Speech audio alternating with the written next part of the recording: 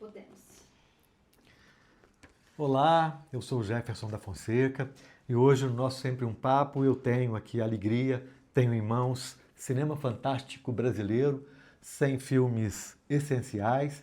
A gente conversa com o Paulo Henrique Silva, um dos organizadores do livro, quem eu tive o prazer de durante muitos anos acompanhar lendo nos jornais, né, os textos críticos. E Paulo, muito bem-vindo, muito obrigado aqui por estar com a gente. O nosso Sempre o Papo é uma realização via Lei Rouanet, com patrocínio da CEMIG e Engea. É uma realização da Associação Cultural Sempre um Papo. Bom, Paulo Henrique, muito obrigado mesmo aí por esse tempo. Eu queria que você falasse um pouco, né, primeiro da iniciativa. A gente está, né, numa quinta publicação, tem aí um ambiente macro, que é esse olhar sobre o cinema feito no Brasil, né, a reunião dessa diversidade de observadores, né, você muito generosamente acolhe muitos observadores, né, como um observador organizador. Queria que você falasse um pouco para a gente do nosso cinema brasileiro, o cinema fantástico brasileiro, 100 filmes essenciais. Jefferson, primeiro agradecer, né, a oportunidade de estar aqui, né, no Sempre o Papo. Eu acompanhei, né, o Sempre o Papo do outro lado, né, como jornalista cultural, durante aí 30 anos, acompanhei muita coisa, aprendi muito também, né, com Afonso Borges, né, com a Josane, com você agora, sempre acompanhando. E é uma felicidade estar aqui do outro lado agora, né, tá podendo falar desse livro, né,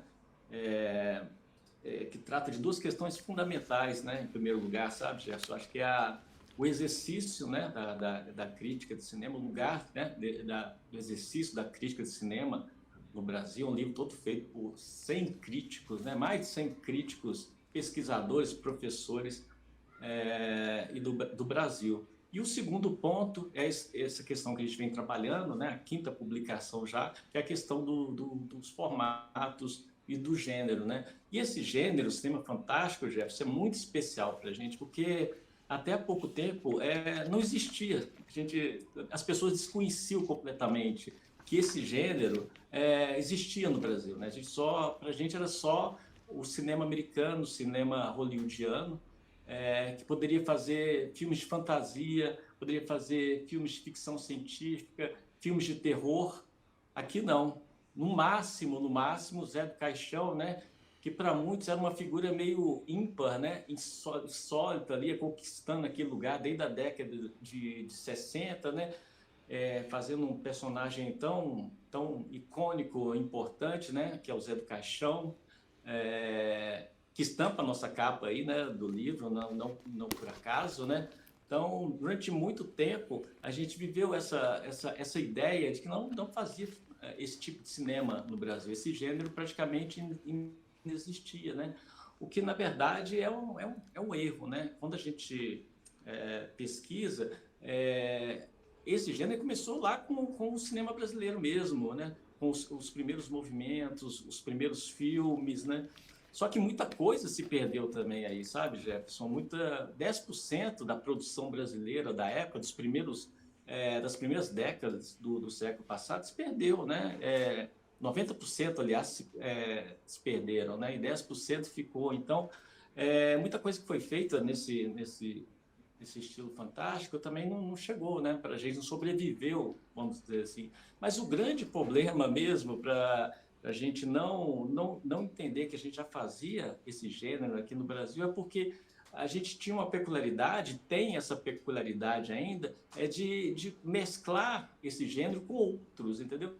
Então, esse gênero ele estava atrelado muitas vezes ao drama, à comédia, ao erótico, né? Na época da pornochanchada, ao cinema novo, ao cinema marginal. Então, esses rótulos e esses outros gêneros, eles ficaram no patamar acima do cinema fantástico. Isso trouxe uma dificuldade de reconhecimento, né?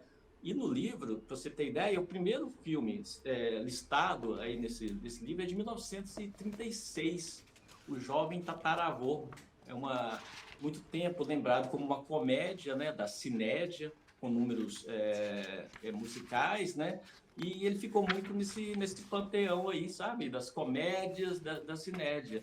E com essa revisão que o livro também ajuda a promover, aí que entendemos que ali tinha uma história muito curiosa, muito interessante, de fantasia, porque, na verdade, é uma família que faz um ritual e coloca no presente, naquela época, né, no presente de 1936, o tataravô, né? Então ele ressuscita esse tataravô e o divertimento está aí nessa relação dele, né, com aquele momento, com as novidades, né?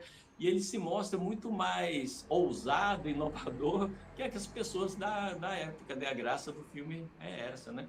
Então, depois a gente, em 47, a gente teve um outro filme também, uma aventura aos 40, né? Sobre um cientista que, olha só que interessante, já naquela época a gente tinha uma ideia de televisão interativa, era um cientista que estava sendo homenageado num programa de TV e ele conseguia dialogar, contradizer, enfim, discutir com aquele apresentador as coisas que ele falava, entendeu? Ao vivo, simultaneamente, né? E aquilo não existia, né? A televisão tinha surgido, estava surgindo, aliás, oficialmente, eu acho que ela surgiu, se não me engano, em 54, a primeira transmissão, por aí, 51, 54, né? Então era tudo muito novo e ali já se falava, né? Numa televisão interativa. E o cinema fantástico é isso, né, Jefferson? A literatura fantástica também, né? O fantástico é isso, especular, né? Especular o que vai ser o futuro. Não, e o mais incrível, né, Paulo Henrique, se me permite aqui uma observação, né, e na verdade até uma reflexão, é que o brasileiro, de uma maneira geral,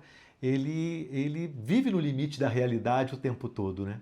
Então, assim, imagina nesse lugar da criação, nesse exercício da criatividade, se nós já temos essa questão do limite da realidade o tempo todo, eu imagino que nesse processo criativo, mesmo aí falando dos idos de 30, 40, 50, isso deve ter sido ainda mais perturbador, considerando que era possível, a partir desse momento, né, já há mais de um século, você capturar, você parar o tempo e capturar o instante, né, capturar o tempo.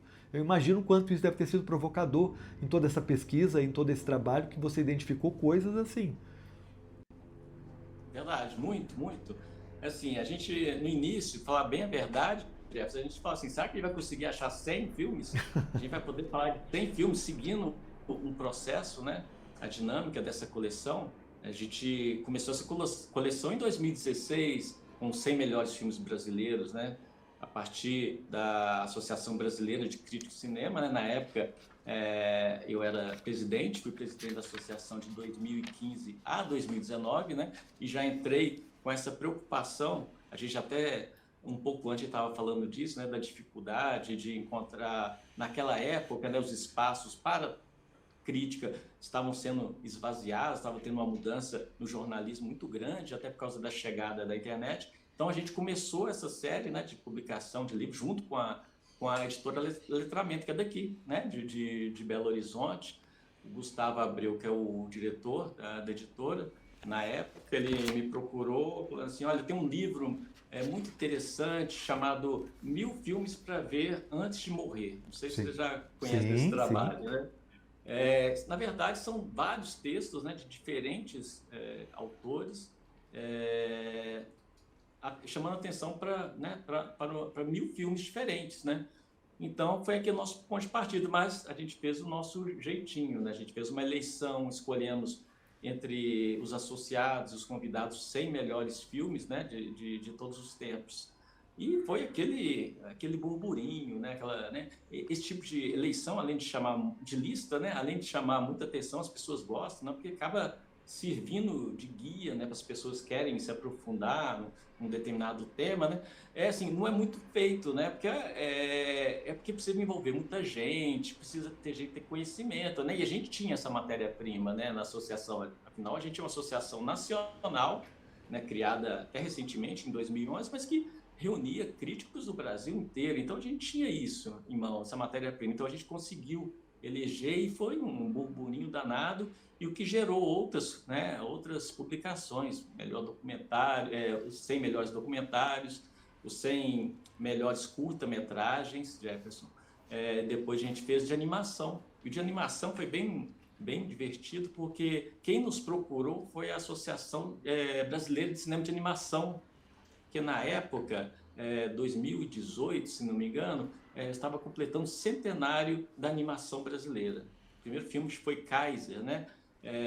Em 2018, em 1918, digo. Então, haveria um evento no Festival de Annecy, que é o maior festival de animação do mundo, né? De Annecy, vários filmes brasileiros já ganharam o prêmio lá, inclusive. E haveria essa homenagem ao cinema brasileiro lá, e um dos projetos foi o nosso livro, né? De cinema de animação.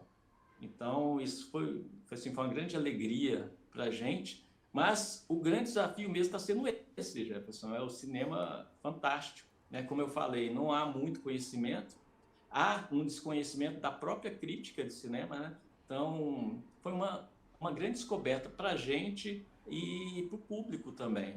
A gente fez um curso de cinema meio que para parar as ideias, assim, tirar alguns preconceitos, algumas ideias meio falsas.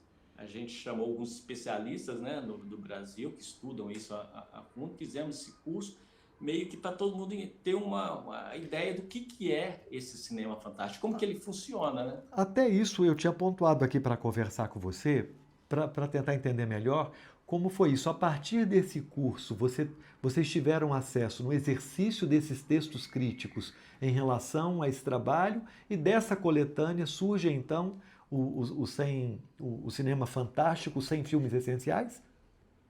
Foi assim, a gente fez esse curso, né, com esses professores, e esses professores indicaram vários títulos para a gente, né, e depois a gente começou a eleger esses 100 títulos, né. Olha só, Jefferson, a gente chegou a 390 títulos. É mesmo? 390 títulos, né, para escolher 100. Então, uma coisa que parecia assim, será que vai chegar a 100? Vamos conseguir 100? A gente, né, ultrapassou. E a gente está falando de 390, a dificuldade foi longas. outra. E a gente está falando de longas De longas, de curtas, e né? médias.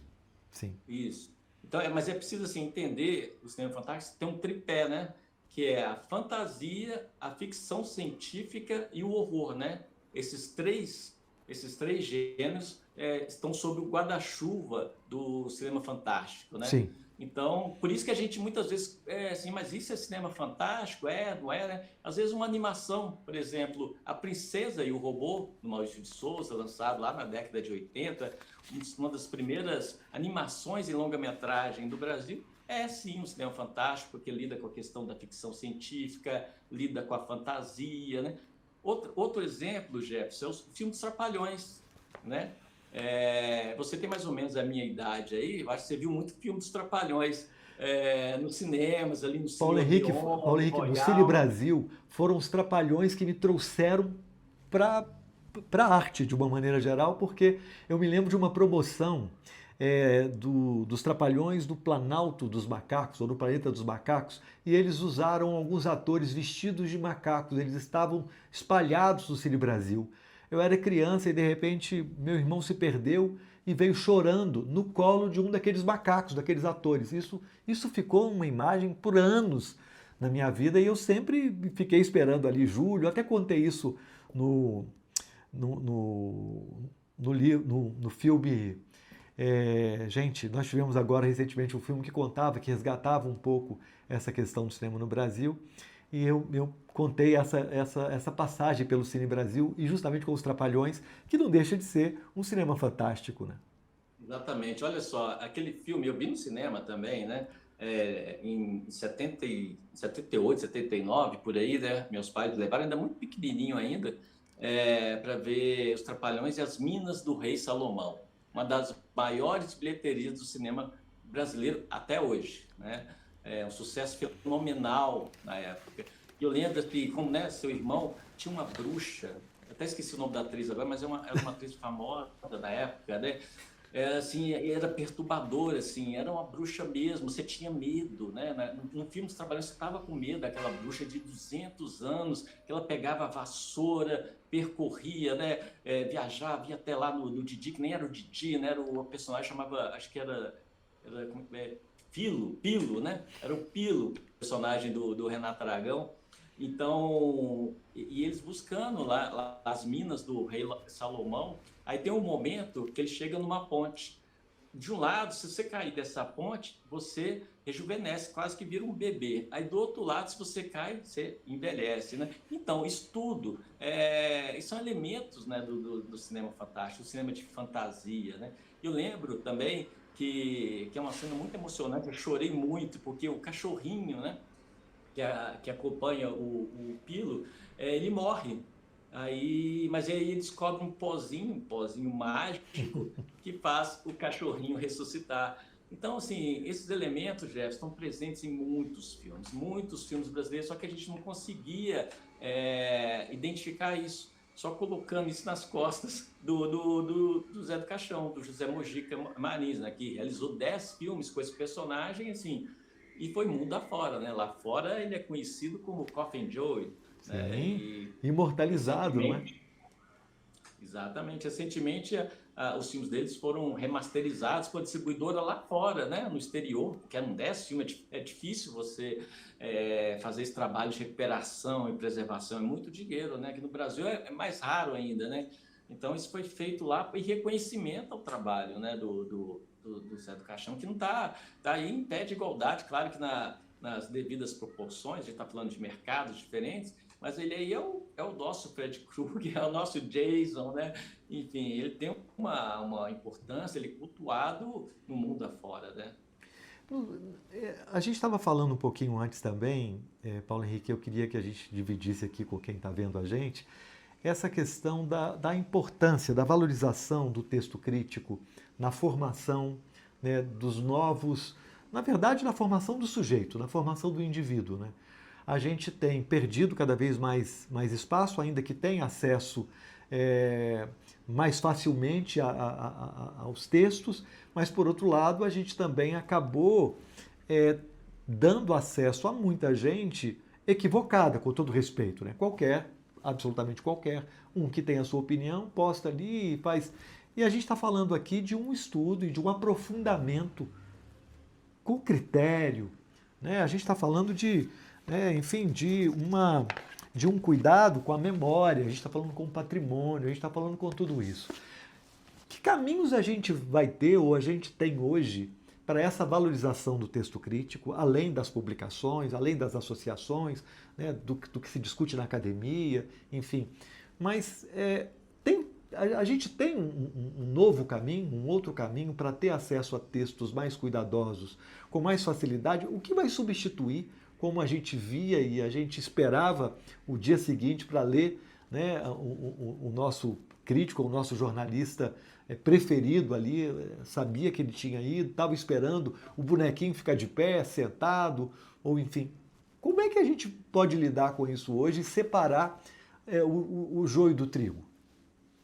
Jefferson, você está falando do passado, como é que era, olha como que era interessante, como é que funcionava isso, né? Cada jornal, alguns tinham até mais, né? Mas tinha um crítico, né? Olha a importância disso, né? Era um pequeno grupo, então, né? Ainda mais aqui, vamos colocar Minas Gerais, né? Que tinham poucos veículos grandes impressos, você tinha ali 5 críticos, né?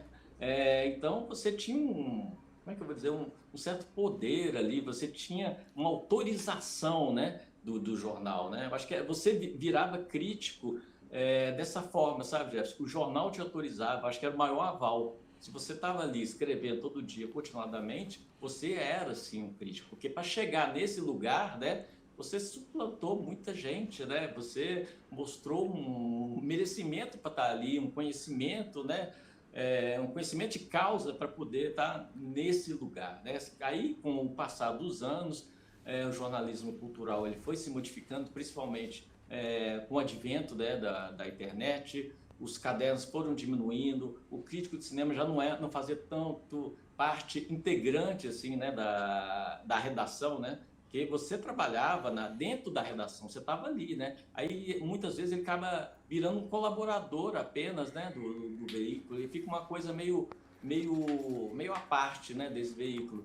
E os textos foram diminuindo, foram ficando pequenos. Eu lembro que na época por exemplo, do Estado de Minas, do Hoje em Dia, lá nos anos 80, você publicava, olha só, você publicava um texto, uma página inteira de uma crítica, né? Imagina, sei lá, quantos caracteres eram isso, né? Eram, sei lá, quase 15 mil, 20 mil caracteres, né? Você discorrendo, né, um pensamento crítico sobre um filme, né? Então, isso era, né, era bastante lido, só que as coisas foram se modificando, o tipo de leitura, né, do público com a internet foi se modificando e a gente chegou a essa crise, né, a gente pode dizer assim, da crítica de cinema, porque a gente acha assim, ela migrou, né? Muita gente fala assim, ela migrou para a internet, para os sites, tem muito site especializado, né? Até nichos, né? Você quer ler sobre filme sobre super-heróis, vai ter um site sobre filmes de super-heróis.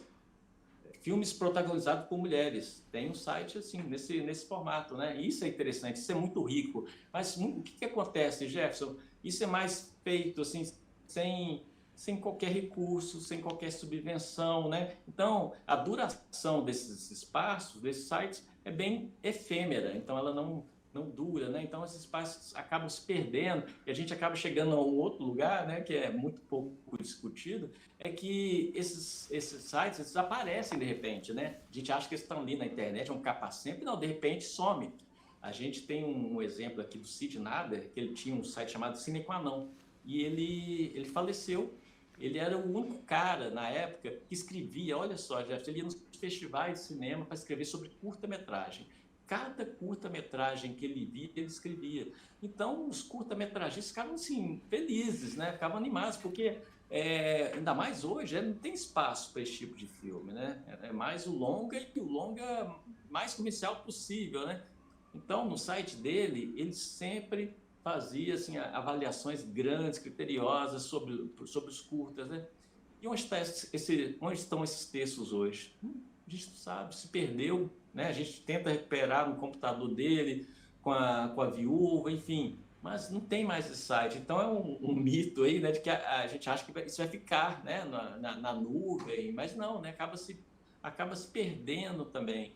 E agora, respondendo assim a sua pergunta, né, eu acho que eu não vejo outra forma, principalmente no Brasil hoje, da crítica de cinema ser igual, por exemplo, a produção de filmes, a distribuição de filmes, ela tem que ser subvencionada. Ela tem que, para ela se manter, ela tem que ter esse aporte, tem que abrir mais editais para textos críticos, para livros. Ainda existe, mas existe muito pouco ainda, e é geralmente assim, 2 projetos frente a projetos de longa, assim, né, passa de dezenas, né? Então, para a gente manter isso, o exercício da crítica é tão importante, né, para a nossa cinematografia, para a gente refletir sobre ela, é preciso ter esse tipo de política, sabe? De pensar uma forma de subvencionar, de gerar recursos para isso continuar. Porque se não fosse a crítica, não teria, sei lá, não teria cinema novo, não teria Nouvelle Vague, né? Nouvelle Vague foi totalmente criada por críticos, né? Da revista Carrière du Cinéma, né? Lá na França. Então, assim, eles vendo filmes, eles foram vendo assim, não é esse tipo de filme que a gente quer fazer aqui na França, a gente quer fazer uma outra coisa diferente, a gente quer fazer um filme de autor, né? Então, aí surgiu a política dos filmes de autor, com Truffaut, Godard, enfim, mas antes eles eram críticos do cinema, depois que passaram pro outro lado, né, da câmera. Então, acho importante a gente pensar dessa forma, sabe? Para a gente poder formar público, né? A crítica de cinema, ela forma também, ajuda a formar público. Sim, e eu fico imaginando como eu vejo, por exemplo, um livro como o seu, com essas 100 preciosidades escritas aqui. Eu fico imaginando quantos dos cineastas, dos realizadores, dos próprios intérpretes não ficariam felizes da vida e certamente grande maioria não está mais aqui para ter acesso, depois de tanto tempo, a essa publicação. O que acaba acontecendo, né, com a subvenção é que ela vem para os documentos, né, a posteriori, isso vem para depois. E o que eu sinto falta é dessa questão mais instantânea, como a gente tinha mesmo isso, né? A pré-estreia. Me lembro muito de pré-estreia para a crítica, né? Até hoje, naturalmente, tem essas premieres, elas, né, acontecem aí, mas de fato a gente tem uma mudança muito significativa. E aí, Paulo Henrique, eu não posso deixar de te perguntar: os caminhos do cinema. a gente está vendo, né, essa explosão do audiovisual com celulares filmando em 4, né, enfim, em 8K, 360 graus, uma proposta já de um cinema onde você escolhe o personagem sobre o ponto de vista que você quer assistir. Enfim, no Brasil mesmo já tem algumas produtoras investigando filmar em 360 graus. A gente tem visto, por exemplo, na narrativa, no próprio desenho, na própria fotografia, já estão trabalhando com planos gerais, cada vez menos gerais, para a coisa ficar mais fechada para as pessoas assistirem no telefone. Como é que você atravessa, como é que você, um estudioso, acompanhando isso desse modo, essa transformação, né, no panorama do nosso cinema no Brasil, como é que você acha que a gente vai, não só o espectador, né, não só quem consome, mas especialmente quem faz? Como é que você acha que o brasileiro vai lidar com isso, com essa transformação tão veloz? Hoje as pessoas filmando nos celulares, como é que você, e assistindo nos celulares, como é que você avalia esse momento? Olha, Jefferson, o Coppola, Francis Ford Coppola, lá no final da década de 70, quando ele estava fazendo o Apocalipse Now, né, filme importante de guerra, né, um dos mais importantes filmes de guerra, ele fala sobre a guerra do Vietnã, de uma forma bastante crítica, né? Ele no documentário do filme feito pela mulher dele, a Leonor, ele falava, né, vai chegar um tempo em que uma criança gordinha, ele foi até preconceituoso aí, uma criança gordinha de 7 anos vai pegar uma câmera portátil, vai fazer um filme, vai se tornar o Mozart do cinema. Então a gente está mais ou menos aí, ainda não tem esse Mozart, não tem essa criança aí genial, não, mas acho que a gente está chegando, assim, jovens muito talentosos, cada vez mais, com 18, 19 anos, né? Então, a gente está vivendo uma revolução tecnológica, né? Muito grande. E como você falou, né? Agora, com os smartphones, você pode assistir um filme inteiro, né? Sem cair, com sinal excelente. Você tem também o stream, né? O stream também tem essas regras também, né? De como posicionar a câmera, como que o espectador tem que ver um filme. Então, isso está tudo modificando a nossa forma de ver um filme. Mas também há, Jefferson, um movimento contrário. Não adianta você fazer uma overdose assim, de filmes que feitos do mesmo jeito, né? Tudo a mesma coisa, né? Essa coisa de você ler uma coisa diferente, ter acesso a alguma coisa diferente, ver um filme diferente ainda existe, né? Tanto é que essas plataformas, elas colaram nos grandes diretores, né? Nos grandes diretores de cinema. O último filme do Woody Allen foi feito pela Apple, né? Entendeu? Os filmes dos irmãos Coen foram produzidos pela Prime Video, e assim com a Netflix, cada uma para ter até uma certa áurea assim, né, de notoriedade, de importância, elas que estão produzindo hoje, né, esses cineastas, realizadores, né, porque, Jefferson, a fome de audiovisual, de imagem em movimento é muito grande, ela não supre, sabe, é assim, uma fome...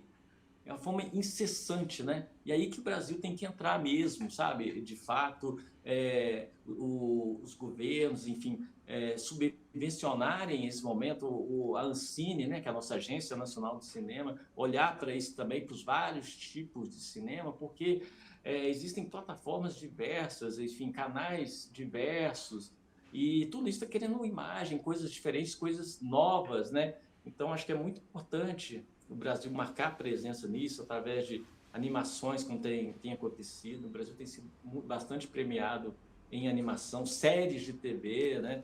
Séries para o público infantil. Então, essa Porque é a grande saída, sabe? É importante, eu percebo na nossa conversa, e eu percebo isso em você, que a gente não está, de modo algum, criticando ou dizendo que esses novos modos, e esses modos mais simples, a criança de 7 anos com o celular fazendo ali o seu... Isso não é um problema, de modo algum, né? A gente entende que existe a possibilidade e que tem espaço para todo mundo.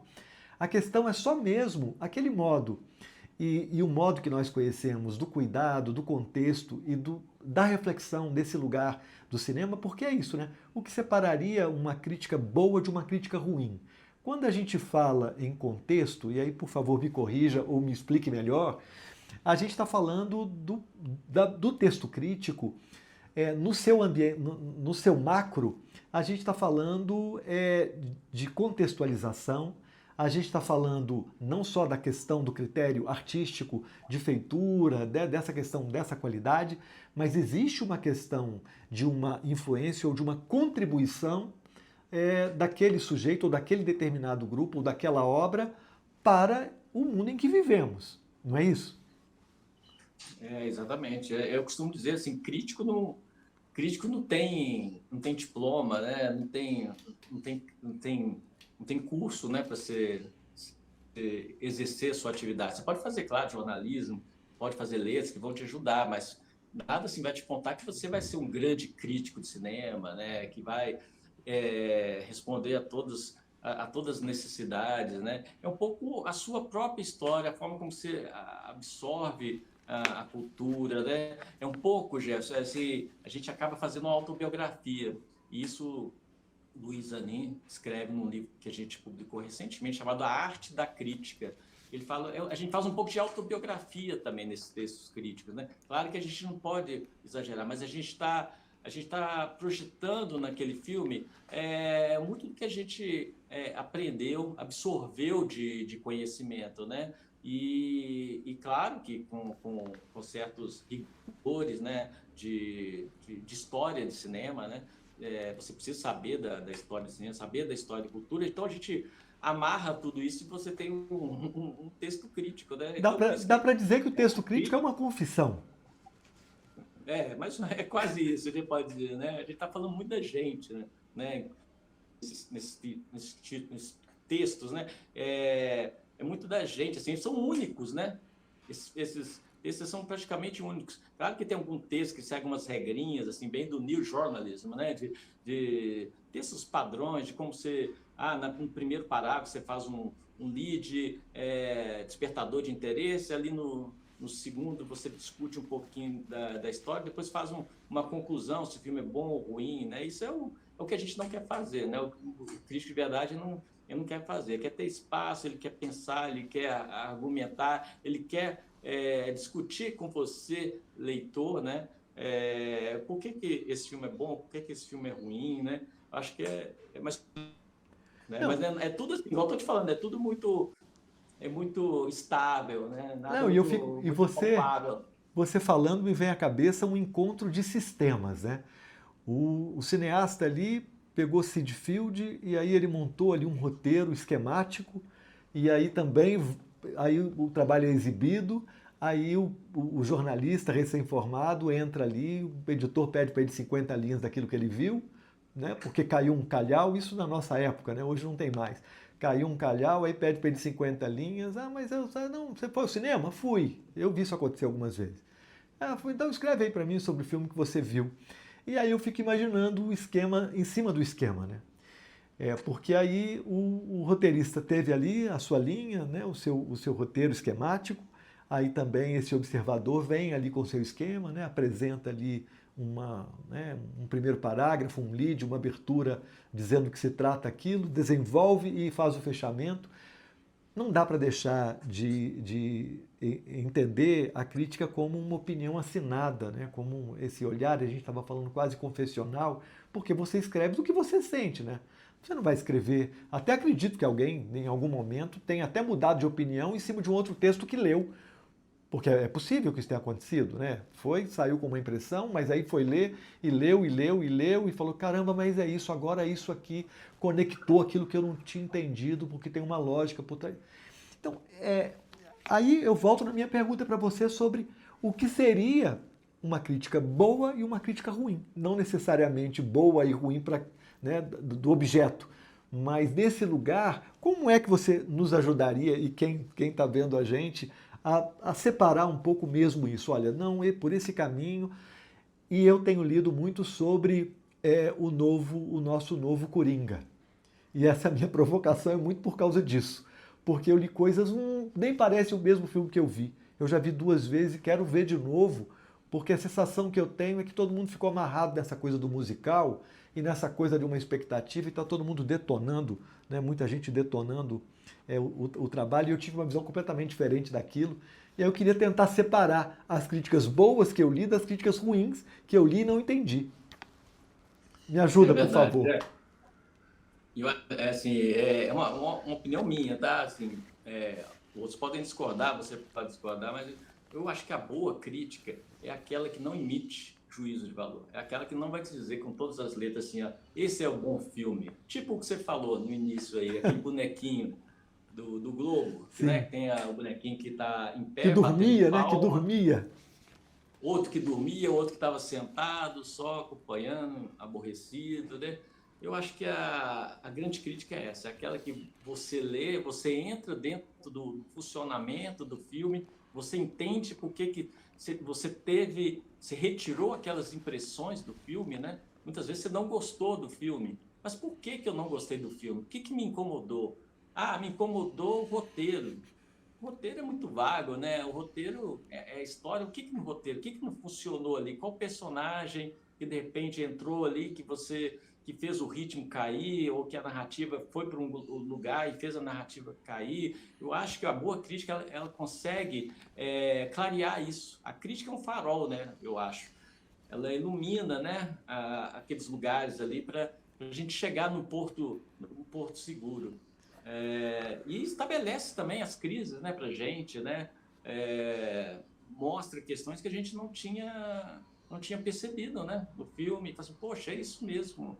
O filme tava quase chegando lá, mas de repente eu dormi, ou acabei prestando atenção em outra coisa e escapou. Mas aí a crítica ela meio que pega ali o fio da meada e recoloca no seu lugar. Opa, então era isso mesmo. Eu acho que eu estava indo no caminho certo. Depois, então é mais ou menos isso. Eu acho que tem essa função, né? Eu acho que em primeiro lugar é não emitir juízo de valor, né? Você pode gostar do Coringa, eu posso não gostar do Coringa.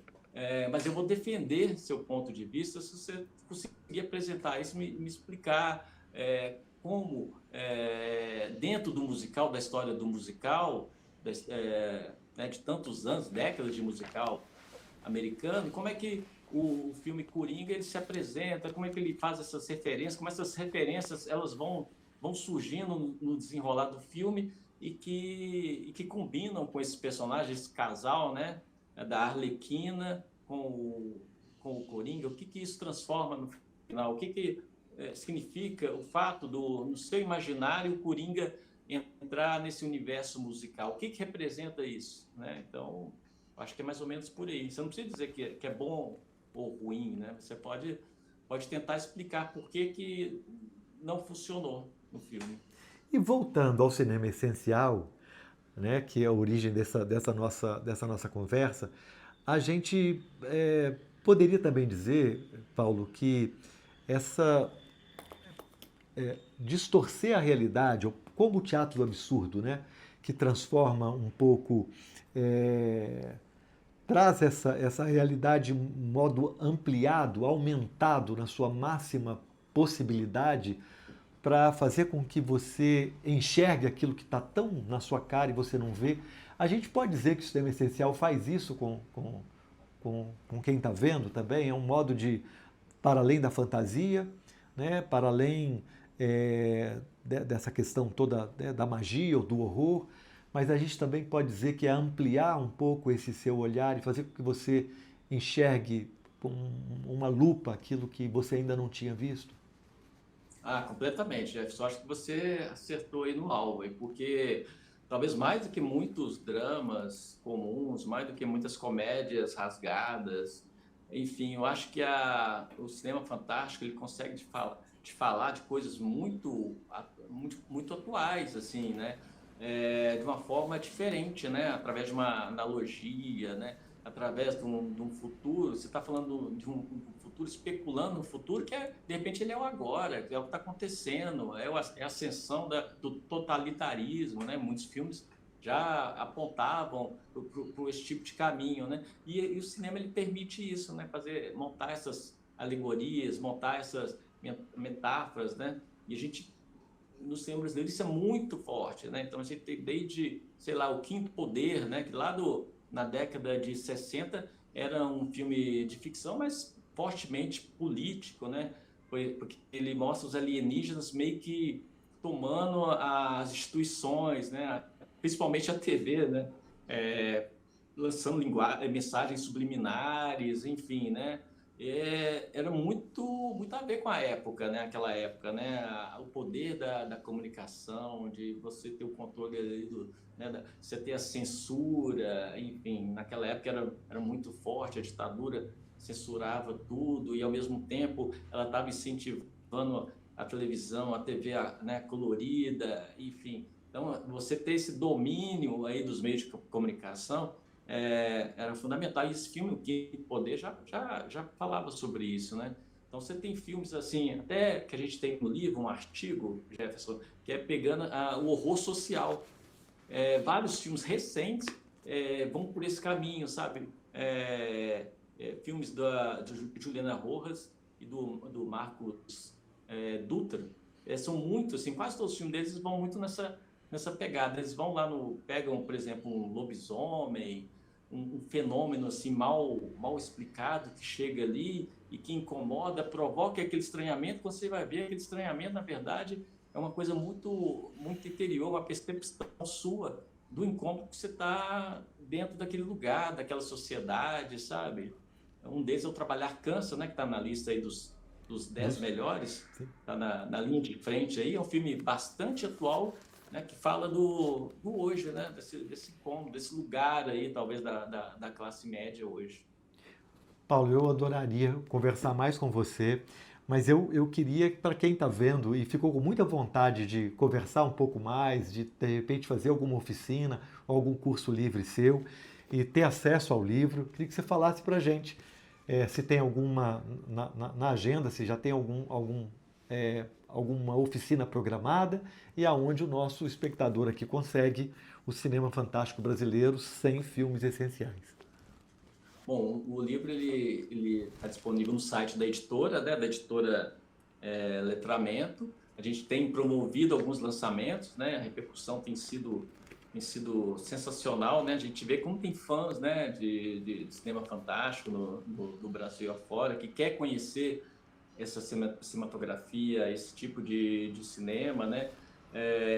Vai ter um lançamento agora na Feira do Livro em Porto Alegre, no próximo mês, agora em novembro. E para a gente é sempre uma festa, né? Porque, como eu te falei, a gente tem autores do Brasil inteiro. Então, quando a gente vai num lugar lançar um livro, sempre tem alguém lá, alguém que participou do livro, leva a família, enfim, participa da sessão de autógrafo. É um livro, assim, coletivo, né? Eu organizei o livro junto com o Gabriel, né? O Gabriel Carneiro, que também me ajudou a organizar o livro de animação, o livro de curtas, né? Ele é um especialista nesse tipo de cinema, inclusive fantástico, né? Então, esse livro assim, tem sido bem recebido onde a gente tem ido, né? E agora, Jefferson, a gente, já vou te dar em primeira mão, a gente já tem trabalhado numa próxima publicação, no próximo 100 filmes essenciais, que eu vou te dizer que é de pornochanchada, né? Que é um outro gênero, assim, muito criticado, né? Muito mal falado, muito associado, até porque o nome sugere isso, a questão do erotismo mais vulgar, né? Mas a gente tem igualmente trabalhos Essenciais. muito ricos, né? Sim, sim, essenciais. E você, já para o lançamento no próximo ano, estão trabalhando nessa. Vamos ter que sim. Se a gente fez também um curso, né? Olha, a experiência do Cinema Fantástico foi tão incrível, né? A questão do curso, né? Para os diversos autores e críticos, ajudou a formar as pessoas ao pensamento, né? Que a gente fez também da pornochanchada e, assim, tem sido uma grande descoberta, novamente, entender os limites, né? Do que era pornochanchada, né? Grandes diretores trafegaram, né? por esse gênero. Grandes E sim, atores também, né? Tivemos grandes atores passando pela pornochanchada. exatamente, tem grandes trabalhos assim, e que a gente espera estar logo apresentando a vocês. E alguma outra oficina, Paulo, agendada por agora, não? Não, nesse ano a gente está no fechamento de ano ainda, né? Então, por enquanto não, mas eu sugiro ficar sempre atento no site da Bracine, né? Da Associação Brasileira de Críticos de Cinema. Geralmente tem ministrado alguns cursos, né? Algumas oficinas. Algumas têm a ver com as publicações outras não, né? Enfim, é importante ficar de olho lá, porque aí no Instagram também, no perfil, enfim, tem feito bastante coisas assim do cinema brasileiro mesmo, de lançar o olhar para esse cinema brasileiro, que a gente tem muito ainda a aprender com ele, hein, Jefferson? Paulo Henrique, muito obrigado aí pelo seu tempo, pela conversa, pela aula e logo, logo espero uma nova oportunidade que a gente esteja juntos. Eu que Agradeço agradeço, Jefferson. O imensamente. papo foi excelente. Muito obrigado. Muito obrigado a você Obrigado, e até logo, logo. logo a gente está de volta.